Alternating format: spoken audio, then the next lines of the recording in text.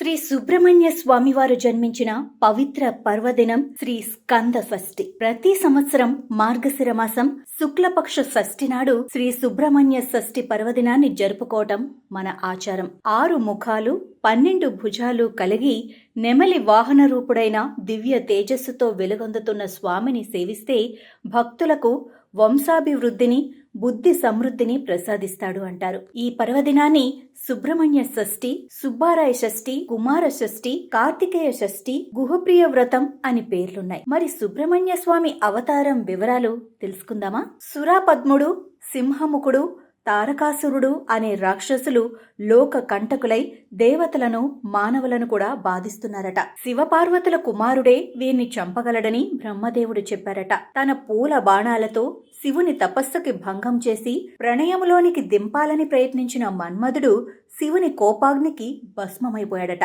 శివుడు నుండి వెలువడిన తేజస్సు 6 భాగాలుగా విభజించబడిందట. వాటిని వాయువు, అగ్నిదేవుళ్ళు గంగానదిలో ఉంచారట. అవి ప్రవాహంలో వెళ్లి కవనంలో చిక్కుకొని చక్కన బాలుళ్లాగా మారాయట. వాటికి కార్తీక నక్షత్ర దేవతలు జోలపాడారట. విషయం తెలిసిన పార్వతీదేవి స్కంద అని పిలుస్తూ వారిని అక్కున చేర్చుకుంటే వారు 6 ముఖాలు 12 చేతులు గల ఒక బాలునిగా అవతరించారట. అందుకే ఆయనకి షణ్ముఖుడు అంటే 6 ముఖాలు కలవాడు అని, స్కందుడు అంటే పార్వతి పిలిచిన పదాన్ని బట్టి అని, కార్తికేయుడు అంటే కృత్తికా నక్షత్ర సమయంలో అవతరించాడని, వేలాయుధుడు అంటే శూలము ఆయుధముగా గలవాడు అని, శరవణభవుడు అంటే శరవణము అంటే రెల్లుగడ్డిలో అవతరించినవాడు అని, గాంగేయుడు అంటే గంగలో నుండి వచ్చినవాడు అని, సేనాపతి అంటే దేవతల సేవకు నాయకుడు అని, స్వామినాథుడు అంటే శివునకు ప్రణవ మంత్రము అర్థాన్ని చెప్పినవాడు అని,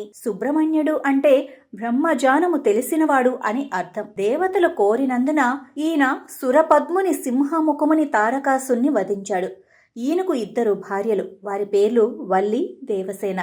ఇచ్ఛాశక్తికి, క్రియాశక్తికి వీరిద్దరూ స్వరూపాలు అంటారు.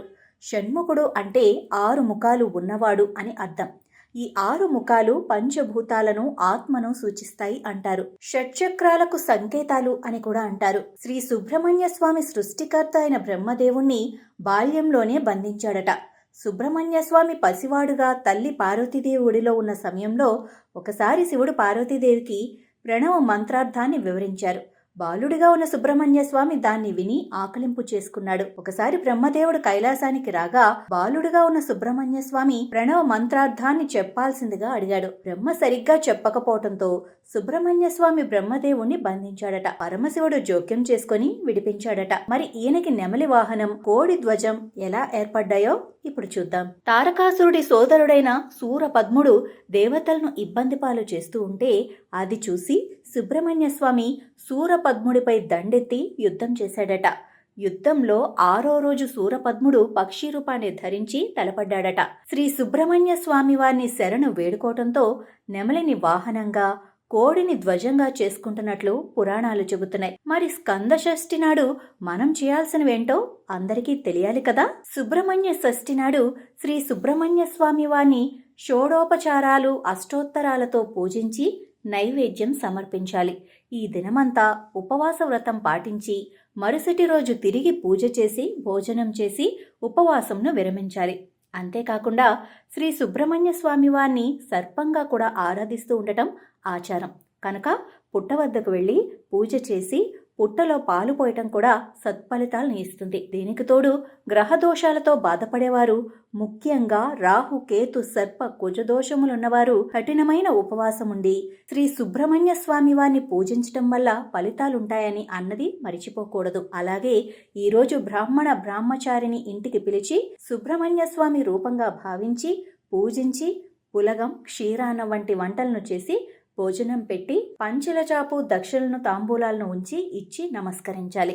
ఈ విధంగా చేయటం వల్ల అనంతమైన పుణ్య ఫలాలు కలుగుతాయి. వీటికి తోడు ఈరోజు శరవణ భవ అనే 6 అక్షరాల నామ మంత్రాన్ని పఠించటం, జపించటం కూడా మంచి ఫలితాలను ప్రసాదిస్తుంది. ఈ విధంగా సుబ్రహ్మణ్య షష్ఠి జరుపుకోవటం వల్ల వంశాభివృద్ధి, విజ్ఞానాభివృద్ధి, బుద్ధి సమృద్ధి కలుగుతాయి.